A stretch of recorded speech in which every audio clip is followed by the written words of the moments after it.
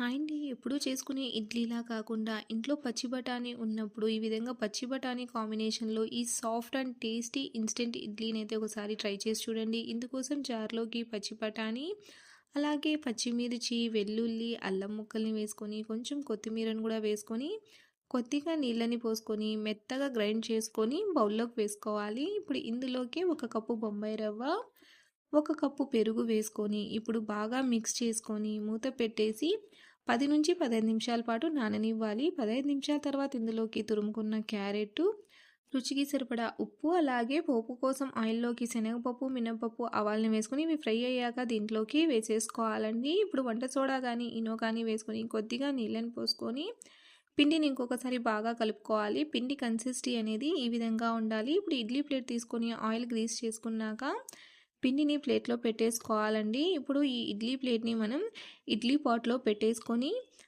మూత పెట్టేసుకొని మీడియం ఫ్లేమ్‌లో ఒక 10-15 నిమిషాల పాటు స్టీమ్ చేసేసుకుంటే ఎంతో టేస్టీగా అలాగే ఇన్‌స్టంట్‌గా అయిపోయే మన సాఫ్ట్ అండ్ హెల్తీ పచ్చి బఠానీ ఇడ్లీ అనేది రెడీ.